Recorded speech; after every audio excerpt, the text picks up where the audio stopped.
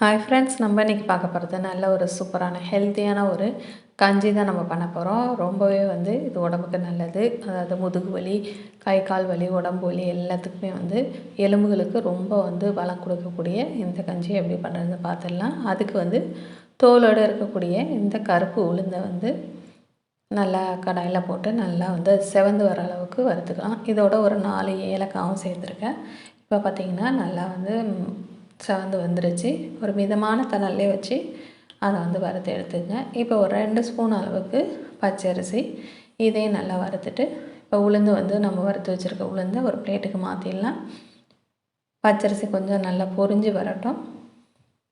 பொரிஞ்ச பிறகு அதையும் அந்த பிளேட்லேயே மாற்றிட்டு இதை நல்லா ஆற வச்சுட்டு, ஆறின பிறகு இதை ஒரு மிக்ஸி ஜாரில் சேர்த்துடலாம். மிக்ஸி ஜாரில் சேர்த்துட்டு நல்லா இதை பவுடராக நல்லா பொடி பண்ணி எடுத்து வச்சுக்கலாம். இந்த போல் பவுடரை பண்ணி வச்சுட்டோன்னா நமக்கு தேவைப்பட்ட போது நம்ம கஞ்சி ரெடி பண்ணி நம்ம குடிச்சிக்கலாம். இப்போ அதை நல்லா பவுடராக நீக்கிட்டு வந்துடலாம். இது ரொம்பவே ஹெல்த்தியானதுங்க. கண்டிப்பாக செஞ்சு கொடுங்க குழந்தைங்களுக்கு.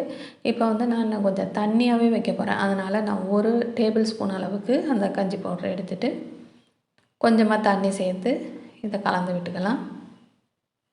இதில் கட்டி எதுவும் இல்லாத அளவுக்கு கரைச்சி வச்சுங்க.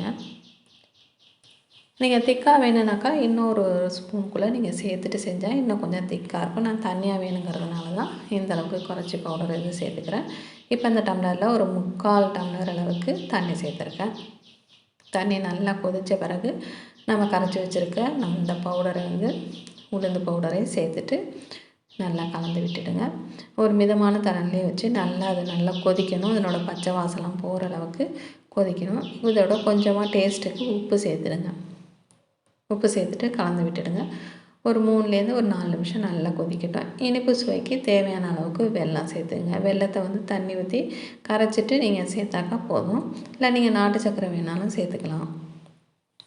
இதோட கொஞ்சமாக பாலையும் சேர்த்துட்டு நல்லா கலந்து விட்டுடுங்க. இப்போ பார்த்திங்கன்னா நான் தண்ணியாக தான் வச்சுருக்கேன். உங்களுக்கு திக்காக வேணும்னா இன்னும் கொஞ்சம் நீங்கள் அந்த பவுடரை சேர்த்துட்டு நீங்கள் இது போல் கஞ்சி செஞ்சு குடிங்க. ஒரு 11 மணி போல் குடித்தோம் அப்படின்னு சொன்னால் உடம்புக்கு ரொம்ப ஹெல்த்தியாக இருக்கும். மேலால் கொஞ்சமாக பாதாம் போட்டுடுறேன். இது ஆப்ஷனல் தான். உங்களுக்கு தேவைப்பட்டால் போட்டுக்கலாம், இல்லை வேணானாலும் விட்டுடலாம்.